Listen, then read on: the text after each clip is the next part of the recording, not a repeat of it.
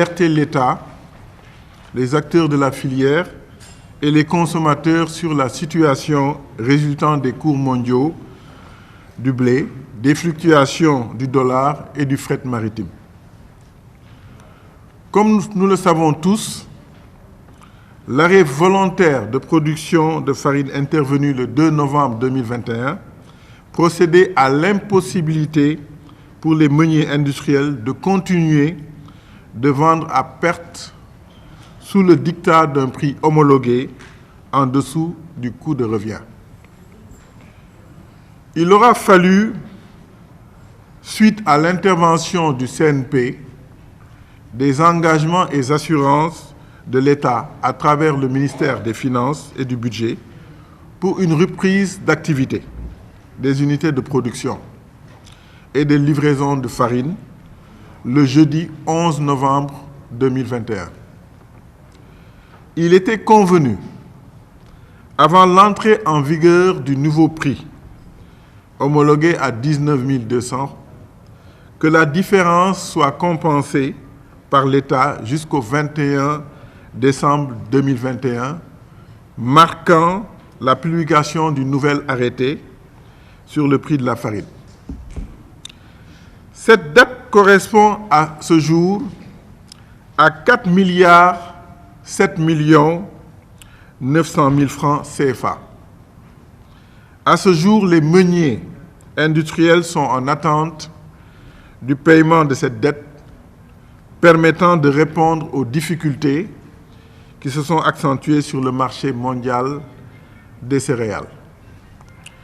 Depuis l'éclatement du conflit armé russo-ukrainien, les coûts de référence du blé, soit 325 € tonne, ayant permis la fixation du prix de la farine à 19 200 francs CFA, sont devenus obsolètes. Personne ne pouvant nier la flambée du prix du blé, l'État avait pris l'engagement de compenser dans la limite de 180 000 tonnes le surcoût supporté par les meuniers industriels à compter du 1er mars. Il s'agissait alors de répondre à une préoccupation partagée de stabiliser le prix du pain pour nos concitoyens sur une période d'observation de 3 mois. Cet engagement de prime à l'importation reposait sur une compensation du prix compris entre 325 et 500 € la tonne et faisait partie du plan de soutien de 4 produits de première nécessité, à savoir le riz, le sucre, l'huile et le blé. Il est à présent urgent que la dette des meuniers soit payée et que la solution durable soit apportée à la crise qui perturbe la filière. Il faut souligner que ce dispositif de subvention du pouvoir d'achat, voulu par l'État et que nous saluons, ont généré une dette de 10 milliards 976 millions 431 000 francs CFA.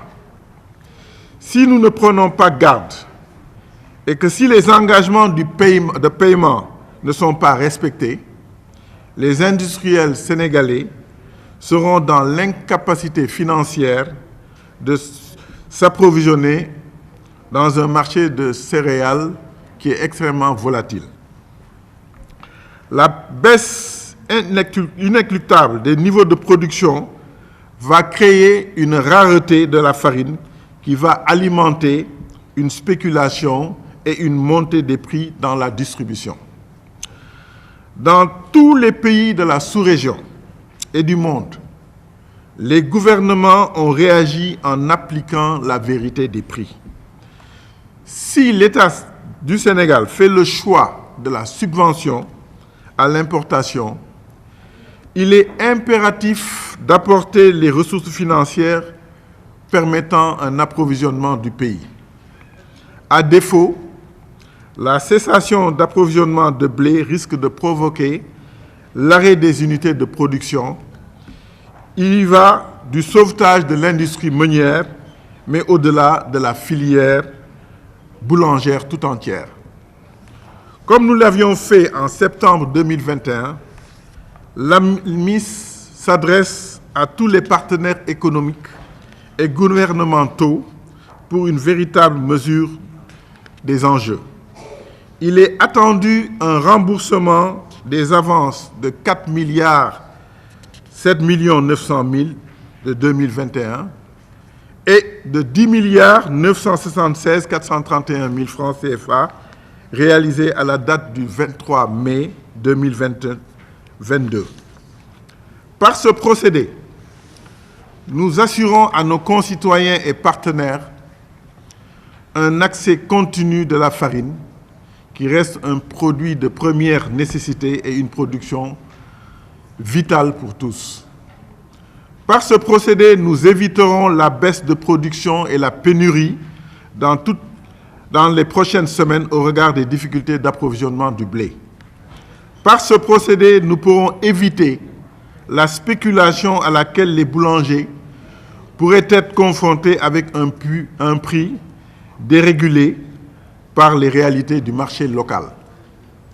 Les meuniers industriels constatent que le principe de la prime à l'importation du blé, qui exprime la volonté de l'État de soutenir la population, a atteint ses limites et sont dans une forte attente de sauvetage durable de la filière. Le sauvetage de la filière passe par le respect sans délai des engagements financiers de l'État. Je vous remercie.